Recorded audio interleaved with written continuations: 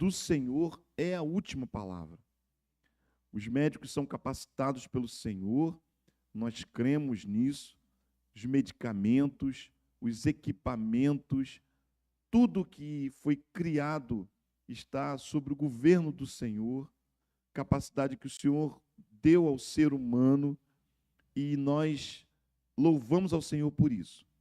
Mas acima de tudo isso está o Deus Todo-Poderoso, o Deus que cura, o Deus que conhece cada célula do corpo da Júlia, o Deus que pode trazer à vida cada célula da Júlia, o Deus que surpreende médicos, o Deus que muda o diagnóstico.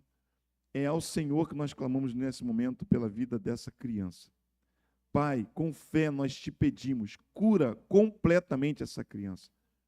Ó Deus, que o retorno dessa criança para casa dê glória somente ao Senhor, para que vidas se convertam ao Senhor mediante este milagre, para que as pessoas possam ver que o Senhor é o Deus, o mesmo Deus, e que assim, ó Deus, elas não atribuam o milagre a ninguém mais, mas somente ao Senhor, Deus Todo-Poderoso. Pai, transforma-nos numa igreja que crê, numa igreja poderosa pelo poder do Teu Espírito Santo, numa igreja que vê a ação do Teu Espírito Santo e vidas sendo transformadas pelo poder do Teu Espírito Santo. Fala aos nossos corações agora, nessa manhã. Aqui, os que estamos presencialmente, fala, ó Deus, no nome de Jesus. Amém, Senhor. Amém. Amém.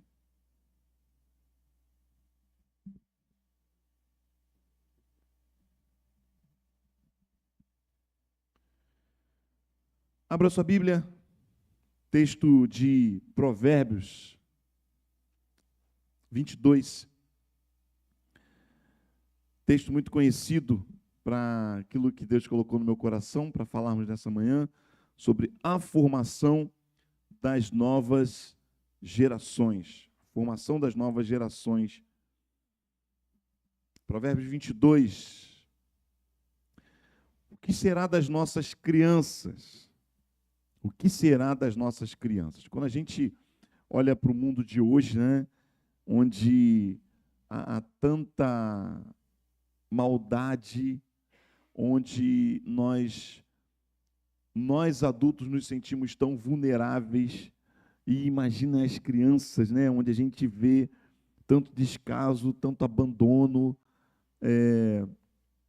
independente da criança ser pobre ou rica, nós vemos crianças sofrendo, e isso nos faz pensar: o que será das nossas crianças?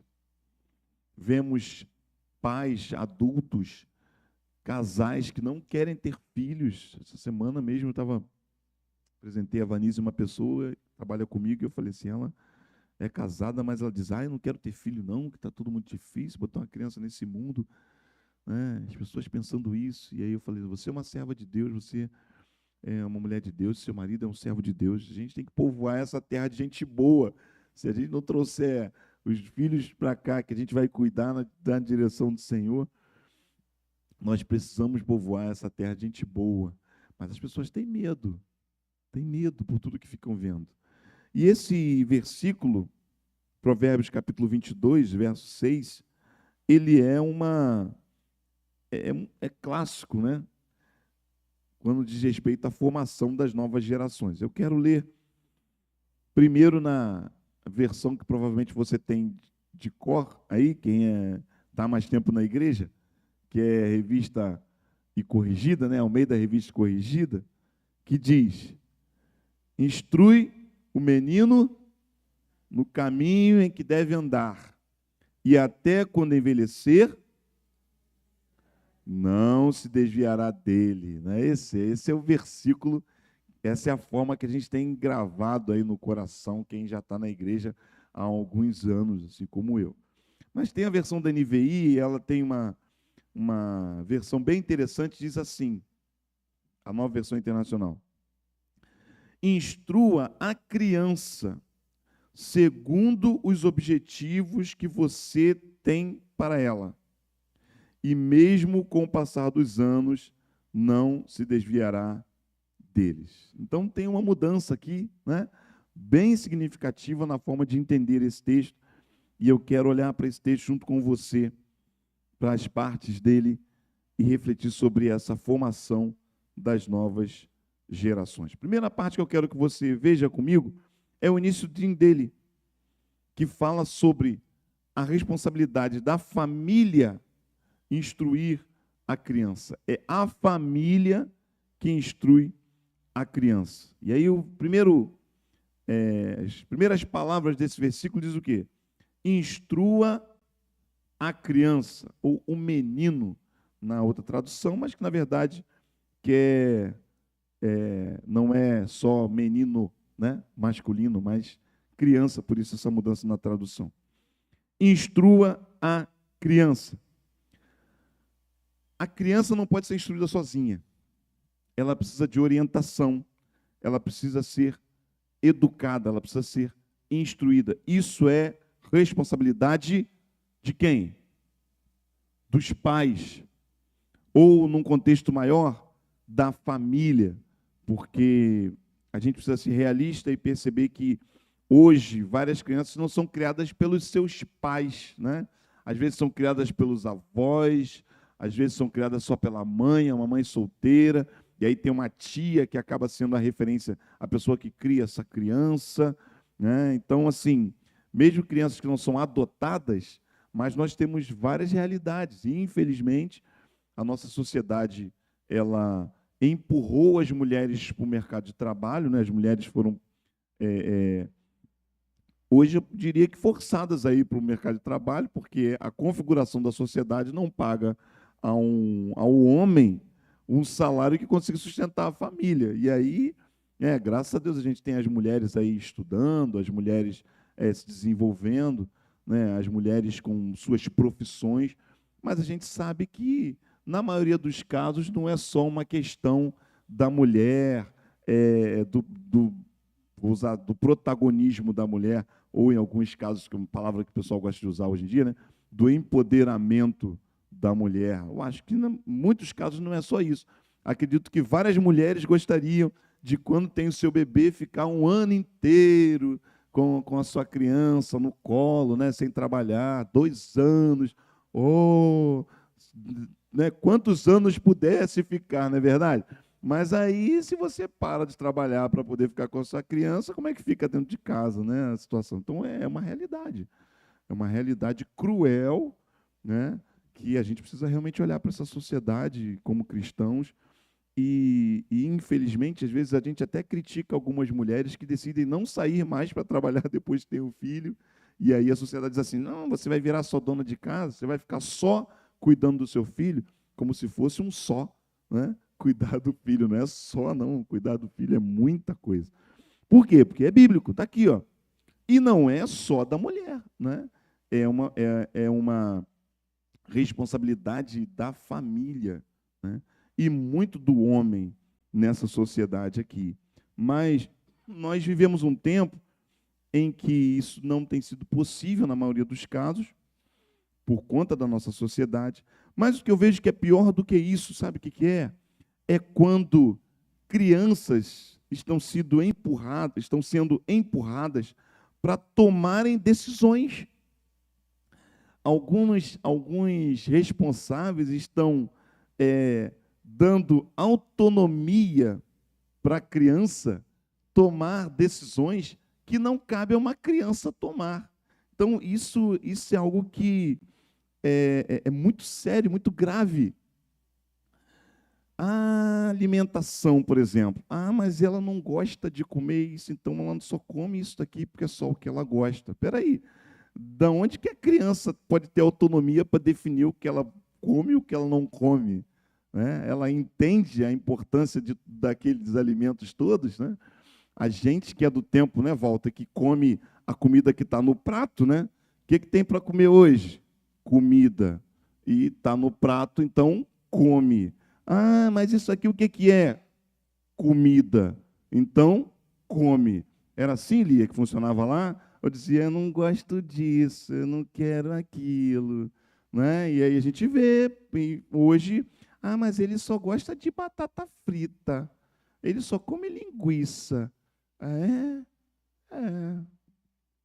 Essa conta vai chegar um dia, né? Essa conta vai chegar um dia de uma criança que se alimenta mal. E de quem é a responsabilidade? É da criança? Não. A criança deve ser instruída. Ela é responsabilidade do adulto. Sem falar em outras questões ainda mais complexas, né? Que estão colocando nas mãos das nossas crianças. Eu gosto de dizer que isso, para mim, é uma covardia. Uma criança não pode, por exemplo, escolher o programa que ela quer assistir no YouTube. Uma criança não pode ter um celular na mão com a liberdade para ela clicar em qualquer lugar e acessar qualquer site e ter acesso a qualquer conteúdo. Não pode. Isso não pode ser responsabilidade de uma criança. Mas é isso que a nossa sociedade tem ensinado. Alguns chegam a colocar um nome, né? A gente já ouviu uma pessoa falar isso, eu estou colocando esse nome porque esse é um nome neutro, porque aí daqui a pouco essa criança vai poder escolher o que ela quer ser. Será que não é uma covardia deixar essas questões, que são questões graves e sérias da vida adulta, para que uma criança já tome como uma decisão? A gente precisa refletir sobre isso, como cristãos, e nas nossas famílias, não julgar quem está atribuindo isso, mas entender isso dentro da realidade da nossa família. Quem é o responsável lá dentro da sua casa? É você ou é a criança que mora lá? A família instrui a criança. É o iníciozinho desse verso, para a gente já começar aprendendo isso. Instrua a criança. Instrua como? O texto continua. E eu trago aqui o segundo ponto. A família aponta o caminho para a criança. O texto continua na versão da NVI. Instrua a criança segundo os objetivos que você tem para ela. Quem tem os objetivos? É a própria criança? Não. Quem tem os objetivos são os pais. É o responsável. A versão que a gente tem memorizado diz o quê? Instrui a criança no caminho. Né? No caminho, ou seja, é um processo, é uma caminhada que quem sabe o que vai acontecer nesse caminho é o responsável que já passou por ele. Então, a gente não pode atribuir à criança a responsabilidade de chegar no final do caminho. Porque quem sabe o caminho é você. Eu não sei quem já teve a oportunidade de viajar com criança, né? Eu tenho filhos, se você tem filhos, você já viajou, e às vezes a criança lembra de um caminho que você não lembra. Não é? Você está passando e você assim, pô, entra aqui ou entra ali. Às vezes a criança diz assim, não, é aqui, porque ela gravou a entrada. Diz, não, é aqui mesmo. Aí ela te ajuda ali a chegar no seu destino, porque ela se lembra de um caminho que você não se lembra. Mas isso não significa que ela possa ser responsável para assumir o volante do carro. Falar assim, não, já que você sabe o caminho, toma aí e leva o carro. Não. A responsabilidade de chegar é sua. A responsabilidade de apontar o caminho é minha, como responsável. Então, somos nós que devemos apontar o caminho e direcionar esse caminho. E aí, por isso eu gostei tanto dessa tradução da NVI, porque ela diz, segundo os objetivos que você tem para ela. A criança não tem objetivos em si mesma. Ela não tem. Por quê? Porque ela não conhece a realidade da vida. Então, você não pode, por exemplo, chegar para uma criança e dizer, você define o que você vai ser. Não tem como. Ela não pode traçar os próprios objetivos. Então, é você, como responsável, que deve apontar esses objetivos. Então, durante essa caminhada, você vai fazendo o quê? você vai apresentando para a criança tudo aquilo que você entende que está dentro do caminho que você quer para ela. Então, você aponta, por exemplo, eu acho importante ela aprender música. Então, você aponta os instrumentos. Você pode até não definir o instrumento que ela vai tocar, mas se você acha a música importante nesse processo, você pode apresentar vários instrumentos, e aí ela pode escolher um ali, mas você entende que a música é importante. Você acha que a prática de um esporte é importante para uma criança? A criança tem que se movimentar. Então, você vai apresentar, olha, você vai nadar, você vai correr, você vai andar de bicicleta, você vai jogar um esporte coletivo, que você entende que um esporte coletivo é importante. Então, você vai colocar a criança diante de situações que você entende que para ela são importantes nesse processo de formação, dentro dos objetivos que você, responsável, tem para ela. Então, você não pode dizer assim, vê aí o que você quer, escolhe aí, faz do jeito que você quiser, porque é você o responsável por apontar o caminho. E apontar o caminho, muitas vezes, vai significar determinar uma coisa sem dar muita explicação. Aliás, a gente que tem um pouco mais de tempo nessa terra, né, a gente não tinha muita explicação para muita coisa, né? Papai e mamãe só falava assim, faz isso aí. Por quê? Porque eu estou mandando. E aí a gente, já que você está mandando, a gente faz, né? A gente não queria fazer, não, mas a gente entende que se não fizer, a coisa vai ficar estreita, então a gente faz. E aí, hoje em dia, eu vejo as pessoas explicando tudo para a criança, né? Não, olha, porque isso daqui é importante, por causa disso, e dá aquela explicação linda, mirabolante, e a criança fica olhando assim, e, gente, ela não está entendendo nada do que está sendo explicado, porque a criança ela vive num mundo mais concreto, né? E, às vezes, a gente trabalhando em sala de aula, é muito interessante isso, a gente vê a criança repetindo algumas falas, e você sabe assim, cara, ela nem sabe do que ela está falando, mas ela está repetindo porque alguém diz para ela que aquilo é uma realidade. Então, ela repete, né, igual um papagaio ali, aquilo como se fosse uma verdade para ela. Né? Dentro desse contexto político, foi muito engraçado isso em sala de aula. Né? A gente viveu esse mundo polarizado no nosso país, né? No ano passado, e aí às vezes a gente via as criancinhas, faz o L, e a outra é Bolsonaro. Eu disse assim, cara, o que esse moleque sabe de Bolsonaro ou Lula para poder estar assim tão ferrenho? Não, tinha briga na escola. As criancinhas de 5º ano, 9 anos de idade, não, porque você é Bolsonaro, você quer, faz o L. Eu disse, olha assim, cara, o que esse guri entende da vida para ele saber se é Bolsonaro ou faz o L? Ele está repetindo alguma coisa que ele está ouvindo dentro de casa. Né? É um papagaio. Então, às vezes, eu vejo pais querendo explicar muito ali, quando, na verdade, naquela fase come. Come. Por quê? Porque eu quero que você coma. Porque eu botei no prato. Pronto. E aí, sabe o que acontece? Quando chega na idade que é a pré-adolescência ou adolescência, quando essa criança faz 12, né, 11, 12, 13, 15, que é o momento onde você realmente tem que sentar e começar a explicar as coisas de verdade, aí a mãe, não tem paciência para essa criança, essa menina, fica me fazendo toda hora perguntando essas coisas, querendo conversar, tá, faz aí. Aí não tem paciência para explicar. Quando chega na fase em que você deve realmente sentar e dizer, olha só, senta aqui, né? As coisas estão abreviadas, né? Então, às vezes, até com 9, né? Com 10, você já tem que sentar e explicar algumas realidades do seu jeito, mostrar ali aquela confiança para a criança falar de qualquer coisa. Aí, quando a criança vem com uma pergunta, não sei nada disso aí, não, não quero ouvir você falando disso aí, não. Hein? Aí você bloqueia. Quando era a hora de começar a explicar, os pais não têm paciência para explicar. Quando é pequenininho, que não é para explicar nada, quero explicar tudo para elezinho, para elazinha, tudo invertido. Queridos, apontar o caminho segundo os seus objetivos para essa criança. Nós não podemos perder a oportunidade de apontar o caminho.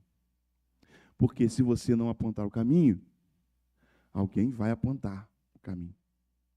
E aí, nós, infelizmente, temos realidades de crianças que estão sendo conduzidas por um influenciador na internet, né? Um monte de gente querendo apontar o caminho para as suas crianças, para as nossas crianças, e esse papel é nosso.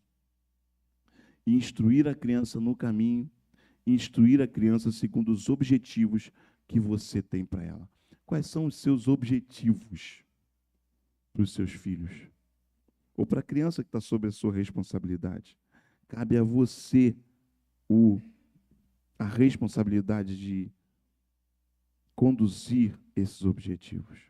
E por último, a família, né, deve olhar para esse finalzinho, e aí a gente tem que avaliar aqui algumas coisas, né? Porque o texto nos diz, Provérbios 22:6, instrua a criança segundo os objetivos que você tem para ela. E mesmo com o passar dos anos, não se desviará deles. A criança, ou melhor, a família deve crer no poder do Espírito Santo para fixar o ensinamento no coração da criança. Quando a gente lê esse versículo, você que está na igreja aí, conhece esse versículo, e aí você pensa, até quando envelhecer, não se desviará dele. E aí você pensa assim, pô, mas eu conheço um monte de gente que estava na igreja pequenininho e não está na igreja mais. Tem um monte de gente afastada aí. Tem um monte de desigrejado aí. Tem um monte de gente que estava lá na igreja cantando, sou uma florzinha de Jesus. E agora entrou na adolescência, nem espinho dá para dizer que é, né? Que essa florzinha não está mais, está longe. E aí, pastor? E aí? Como é que a gente usa esse versículo? Bom, primeiro eu quero dizer para você o seguinte, às vezes a gente tem um olhar muito negativo, porque da mesma maneira que tem pessoas que realmente cresceram na igreja, como a gente diz, né? Nascido e criado na igreja, que ao entrar na adolescência, juventude ou ter a independência, se afastou, e isso é uma realidade, tem muita gente que não se afastou. Quem aqui está na igreja desde criança? Levanta a mão aí, só para ter uma ideia. Desde pequenininho na igreja. Olha aí. Olha aí. Quantos de nós?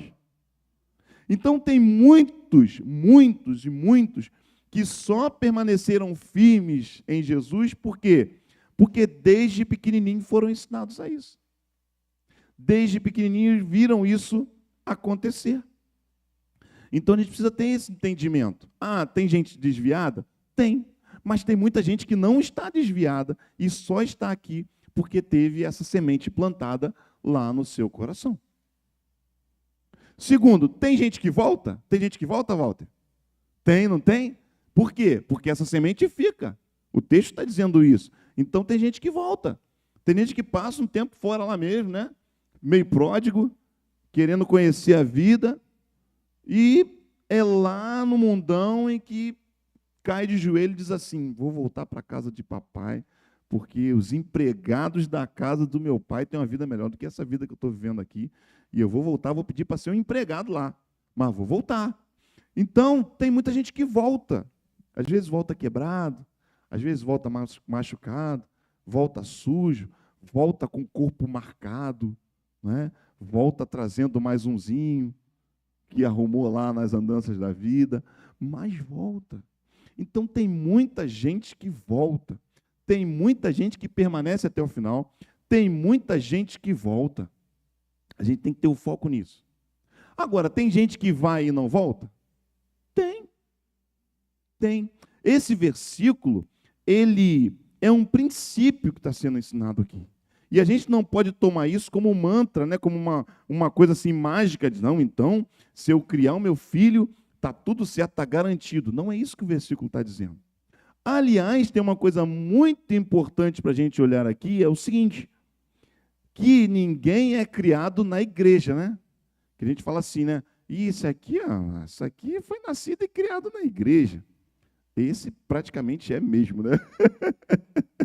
né, Godoy? Porque ele realmente morava na igreja. Literalmente nascido e criado na igreja. Mas, assim, eu fui nascido e criado na igreja? Sim. Dentro do nosso contexto geral, de dizer que estou na igreja desde pequenininho, né? Sempre levado ali. Mas ninguém é criado na igreja. Ou seja, quanto tempo seu filho passa na igreja de verdade? E não vou nem falar no templo, no prédio, não. Vou falar em contato com as pessoas da igreja durante a semana. Quanto tempo? Comparado com o tempo que ele fica na escola, comparado com o tempo que ele fica em contato com você em casa. Então, quando a gente fala instruir a criança no caminho e a gente coloca essa vida cristã, a gente precisa estar atento a como é a minha vida cristã e o meu filho e está percebendo essa vida. Qual é o valor que eu dou para as coisas de Deus ao longo de toda a semana que o meu filho está percebendo a importância disso na minha vida e isso está sendo gravado na vida dele, na vida dela. Porque trazer a criança no domingo para a igreja, muito bom. Mas o que ela ouve você falar da igreja durante a semana? O que ela vê você fazendo durante a semana? Ela te vê orando? Ela te vê lendo a Bíblia? Ela te vê adorando a Deus? Ela vê você priorizando as coisas de Deus no serviço a outras pessoas? Ela percebe isso em você durante a semana? Ou é só a religiosidade de estar no domingo na igreja? A gente não pode perder um domingo. E às vezes ela diz assim, mas nesse domingo a turma da minha escola vai ter um encontro lá na praia de manhã e vai todo mundo. Você não vai porque você é crente e a gente não vai à praia de manhã. Domingo é dia de estar na casa do Senhor. Ah, tá bom, papai, ela vem. Mas de segunda a sábado, o que ela vê em você que reflete um servo do Senhor, uma serva do Senhor? Nada. E quando você fala da igreja, você ainda fala mal do pastor e sai reclamando que esse louvor, esse pessoal desafina a beça. E você fala assim, hoje não gostei não, achei que o pastor estava meio esquisito, né? A recepção, você viu aquele irmão da recepção, nem sorriu para mim. E a cantina, eu encomendei meu salgadinho, no final não tinha para mim. Mas a criança, a professora não tratou você bem lá na classinha. E você passa a semana inteira falando o que para essa criança a respeito desse movimento igreja? E ela está só absorvendo, só absorvendo, só absorvendo. Eu faço parte de uma geração que viu muita coisa ruim acontecer dentro da igreja. E tem muita gente da minha geração que olha e diz assim, cara, eu amo Jesus, eu entendo que Jesus é o caminho, a verdade e a vida, mas para ser igreja daquele jeito que a gente fazia aquelas coisas, eu não estou aí para fazer, não. E aí? Sabe, meus irmãos, nós precisamos entender a nossa responsabilidade em construir esse caminho todos os dias. Todos os dias. Todos os dias. Isso não significa ser perfeito, porque a gente não é perfeito. A gente erra. Mas precisa ser muito mais do que estar no prédio da igreja. É claro que valorizar o estar no prédio da igreja é importante. Porque eu digo isso muitas vezes. Se no domingo de manhã, para a escola bíblica dominical, o seu filho tem preguiça para acordar e você diz assim, mas ele só tem um domingo para dormir até mais tarde, porque de segunda a sexta ele estuda e no sábado ele acorda cedinho porque tem o futebol e aí no domingo ele quer acordar mais tarde. Eu fico com a pena de acordar ele para ir à igreja de manhã. Você está ensinando um valor. Porque na segunda-feira ele tem que estar às 5h30 da manhã acordado, porque às 7 tem que estar em sala de aula. E se na segunda-feira ele diz assim, mãe, estou com vontade de ficar em casa hoje, você diz para ele assim, tudo bem, pode continuar dormindo, meu filhinho. Ou você diz, levanta que você tem que ir para a escola, porque você tem que aprender, porque você tem que ter uma profissão, porque você tem que ser um homem nessa vida, tem que ser uma mulher nessa vida. Muito bom. Mas no domingo, fica aí, depois você assiste a gravação do culto online, e está tudo bem. Você está ensinando um valor. Então, a gente também precisa entender quão preciosas são as coisas para nós. E o que a gente está passando para as nossas crianças como precioso. Porque eles estão aprendendo aqui eu tenho que ir. Aqui eu vou quando tenho vontade. Ah, pastor, mas tem que vir com o coração, não é? Para a igreja a gente não tem que vir só quando a gente está com o coração? Não é assim, Lia? Você só vem aqui para tocar e para ministrar e para adorar o Senhor aos domingos de manhã, porque todo domingo de manhã você está muito bem disposto, você está com o coração adorador, você acorda cantando. Não há um domingo que você acorde, olhe para a sua cama e diga assim, ai, como eu queria ficar mais um pouquinho aqui. Nenhum domingo acontece isso, né, Lia? Mas eu sou o pastor da igreja. Não há um domingo que eu acorde e olhe para a Vanessa e diga assim, ah, liga, diz que a gente está doente e vamos ficar aqui. Não é assim? Claro que tem dia que você não quer vir. Claro que tem dia que você está cansado. Claro que tem dia que você olha e diz assim, ai Deus, está frio. Mas por que você vem? Você vem porque você tem compromisso. Você vem porque você sabe que isso é importante. Você vem porque você sabe que tem um valor. Você vem porque você sabe que muitas vezes que você não estava muito afim de vir, quando você veio, teve uma palavra de Deus para você, uma música que cantou, você disse assim, ai, que bom que eu vim. Um abraço que você recebeu de um irmão, como é que você está? Alguém que você viu que alegrou seu dia, e você disse, ainda bem que eu vim, porque eu ia ficar em casa e ia perder isso. É isso. Mas a criança pode ter vontade própria, e ela só vem se ela quiser, e ela só come se ela quiser, e ela só faz o que ela quer. Não, porque é você o responsável por instruir e construir um caminho. Ah, isso é fácil, mãe? Isso é fácil, pai? Não, não é fácil. Mas foi você que botou essa criança no mundo, então vamos trabalhar para construir nessa criança os valores que a gente crê que são verdade. Pastor, não botei no mundo não, mas é você que está criando, então vamos trabalhar para construir valores de verdade nessa criança. É isso, irmãos. Porque isso vai marcar a vida. Porque isso vai ficar até o fim do dia. Pastor, eu fiz tudinho certinho. Pastor, a gente caminhou da melhor maneira, porque a gente é falho. Mas hoje está afastado. Mas hoje está afastada. E aí?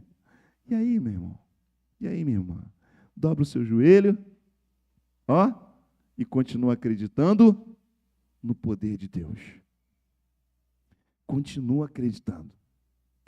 Continua confiando. Continua orando.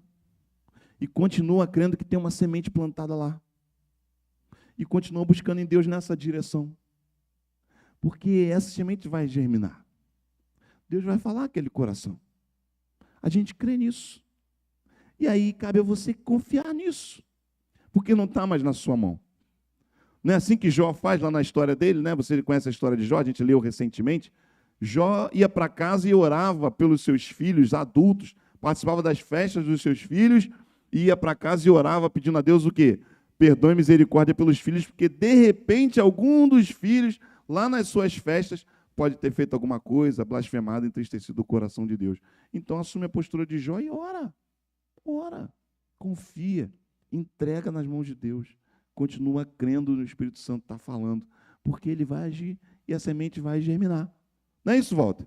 Estou aqui diante do Walter, que está aqui, olha, membro dessa igreja, e ele fala isso, né? Poxa, queria muito que minha mãezinha tivesse me visto assim, retornando, restaurado membro de uma igreja. Por quê? Porque ele sabe que aquele joelho, né?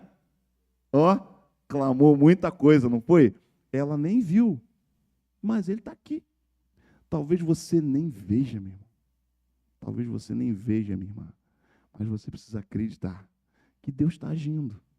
E enquanto está dentro de casa, ele tem que ter memória de uma mulher com o joelho dobrado. Não é verdade? Tem que ter a memória do quê? Era pequenininha, eu lembro de ver minha mãe lá, lembro de ver meu pai lá, eu lembro. E isso tem que ficar na memória. Por quê? Porque é o que o versículo está dizendo. Instrua a criança segundo os objetivos que você tem para ela.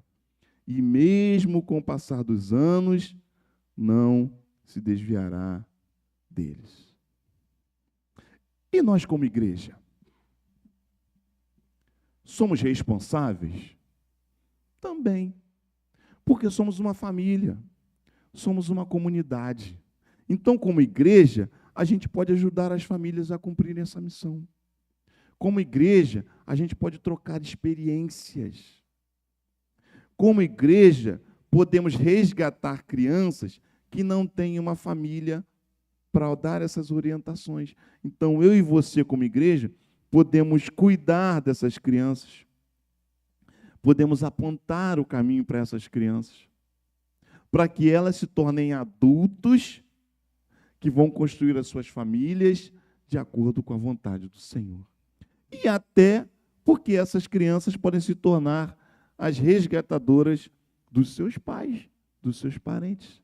E a gente já viu isso acontecer tantas vezes. Então, como igreja, nós podemos trabalhar para cuidar bem dessas crianças. E assim agir mesmo na vida daquelas que não têm seus pais. Então, se os pais estão aqui, ótimo, a gente se apoia, a gente orienta, a gente constrói estratégias para que os nossos filhos juntos cresçam na presença do Senhor. Mas se os pais não estão aqui, a gente vai até as crianças, a gente cuida delas, a gente ama, a gente ensina aquilo que a gente crê como verdade, a gente coloca ali, inculca, né? Instrui, segundo aquilo que a gente entende que é o caminho que a gente, servo de Deus, quer para ela. Talvez nem seja o que o pai e a mãe quer. Talvez o pai e a mãe estejam pensando até uma outra coisa. Mas se você tem a oportunidade de estar com essa criança, então o que você faz? Você assume essa responsabilidade ali. E aí você marca a vida dessa criança. E aí isso é lindo. Ontem nós estivemos lá no Corpo de Bombeiros, né? Uma oportunidade, foi lindo ver crianças emocionadas ali. Emocionadas, andando no carro de bombeiro. Alguém aqui já andou no carro de bombeiro? Cadê? Eu já andei, tá vendo? Eu já andei, fazendo barulho pela cidade. Muito legal. As crianças chorando, emocionadas, olhando aquilo ali e vendo uma possibilidade para ela. E no final, o sargento lá perguntou, quem é que quer ser bombeiro? Ó, sabe por quê? Porque na cabeça daquela criança aquilo era uma coisa distante, uma coisa de filme, nem existe. Agora ela já sai dali o quê? Com um sonho. Eu posso ser um bombeiro. Aí ele falou, tem que estudar, tem que se alimentar direito, tem que cuidar da saúde do corpo, tem que fazer exercício. Mas ela já sai dali com uma coisa no coração. Eu posso ser um bombeiro. Olha aí. Eu cresci na igreja, né, como eu disse, né, nascido e criado na igreja. E eu olhava na igreja as famílias e eu me admirava daquilo, porque eu via meus pais já, minha mãe está aí, meus pais já separados desde 4 anos de idade. Eu não tinha em casa pai, mãe e família. Mas eu olhava as outras famílias e eu ficava assim, rapaz, olha só, chega ali o pai, a mãe e o filhinho junto na igreja. Eu quero isso para mim, eu quero ter uma família assim.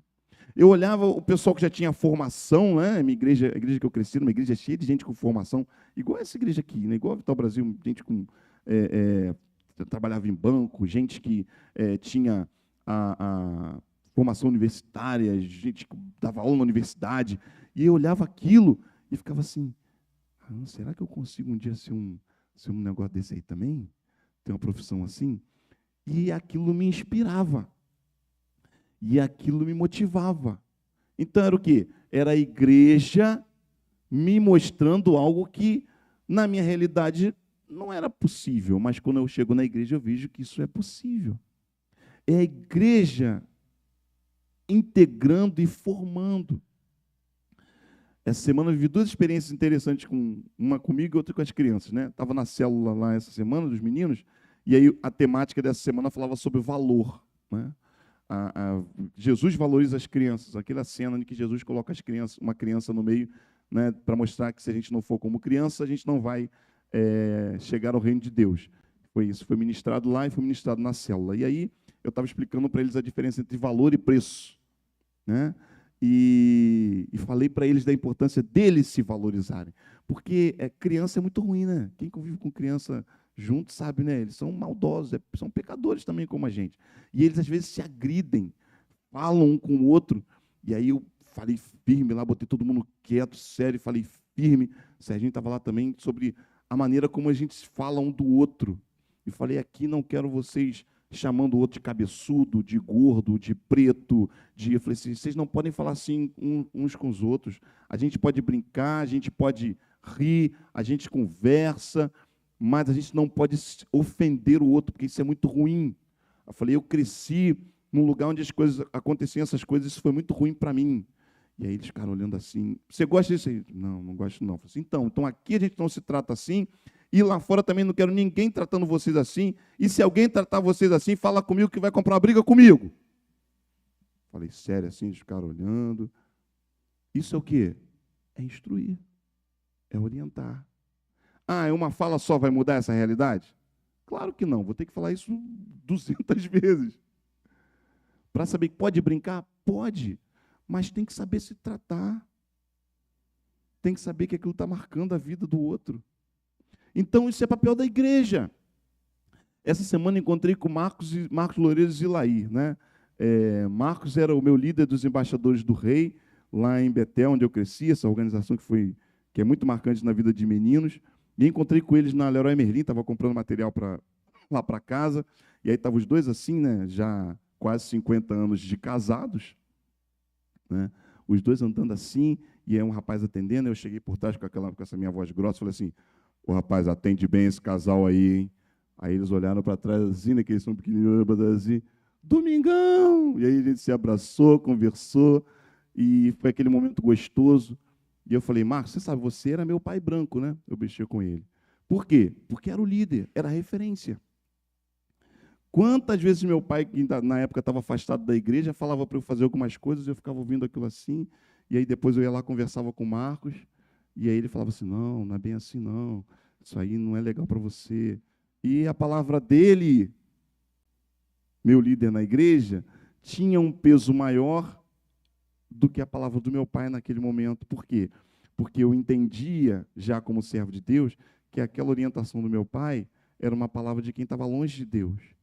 Então, o meu líder da igreja falava, você tem que respeitar ele como seu pai, porque ele é autoridade sobre a sua vida, como pai. Mas você pode mostrar para ele que você não quer isso porque você está no caminho de Deus, no caminho de Jesus. Então, eu tinha uma referência aqui, de alguém que me inspirava. Por quê? Porque era bem casado, porque tinha filhas, né, ali, porque tinha uma casa, porque tinha uma família. E a gente olhava e pensava, pô, eu quero ter uma família assim, eu quero ter uma casa assim, eu quero ter uma vida assim. E ele está aí hoje mostrando foto das netas, mexeu em tudo lá, Lúcio, vai se preparando, hein? Falou que acabou com o espaço que ele tinha lá na casa, que era um salão que tinha as reuniões, a gente fazia lá de festa, transformou numa brinquedoteca, porque aí as netas podem chegar, brincar, ficar à vontade. Ou seja, a vida mudou. Ele não quer comprar os brinquedos, não tem que comprar os brinquedos para a netinha. Por quê? A vida mudou, vive em função das netas. E ele diz assim, Domingo, só tem a agradecer a Deus por tudo. E a gente mexia com ele porque ele só tinha filha, né? Ele tinha 4 filhas. Ô, Robin, 4 filhas. No meio dos embaixadores do rei. Só a graça de Jesus na vida de Marco Loureiro, né? E aí as 4 filhas dele lá, e ele falava assim, Deus só me deu menina como filha. Em compensação, me deu um monte de filho homem, que era aquela embaixada lá, e ele chegou coordenador de Niterói, aquele monte de menino que era como filhos para ele também. E agora ele tem 4 netas. Eu falei assim, pô, Marco, não veio nenhum menino aí para você, é só mulher mesmo que é gerada nessa família. Ele falou assim, pois é, mas tem a gente aqui, eu também só tenho uma menina lá, tenho 2 agora. Eu falei, agora tem 2 lá em casa. E aí contei a história da Andressa para ele também. Então, assim, bênção de Deus. Por quê? Porque influenciou. Então, você, meu irmão, você, minha irmã, pode também ser responsável por influenciar alguém. As crianças estão olhando para vocês. Eles olham, eles sonham, eles observam. E eles enxergam possibilidades. Então, abrace, oriente, dê uma palavra, marque positivamente uma criança.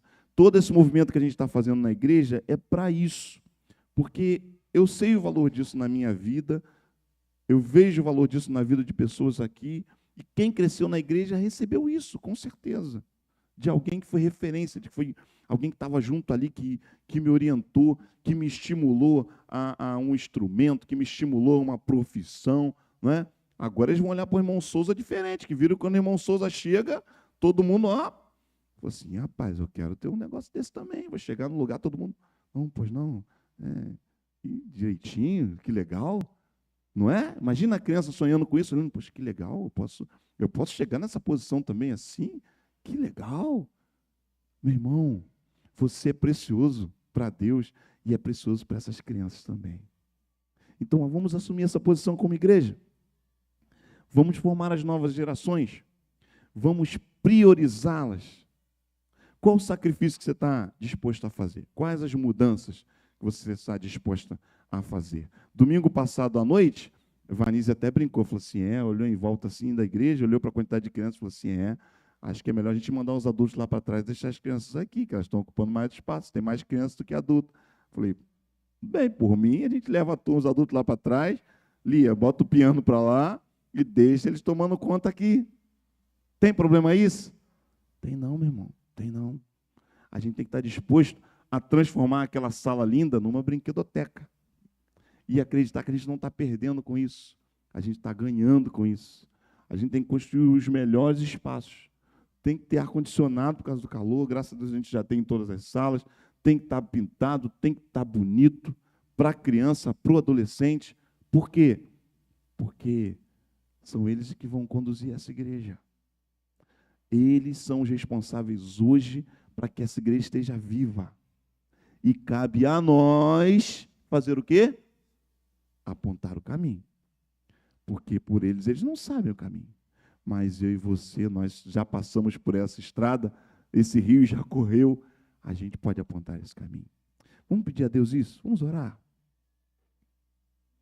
Peça a Deus para que você seja um instrumento na formação das novas gerações. Peça a Deus para que você exerça influência. Dentro da sua casa, tem uma criança lá, um adolescente lá, peça a Deus para te dar sabedoria no falar, todos os dias, para que ao olhar para você, ele ou ela possam dizer, ali vai um servo de Deus, vai uma serva de Deus, e essa marca fique para sempre, no nome de Jesus. Deus, muito obrigado. Obrigado pelo privilégio que nós temos de ter crianças. Eu na minha casa, outros aqui, mas aqui na igreja. Ó Deus, conduza-nos para que nós possamos instruir essas crianças, segundo aquilo que é o desejo do teu coração e também do nosso coração, apontar o caminho no caminho, crendo que pelo teu Espírito Santo, essa semente está sendo plantada e vai germinar.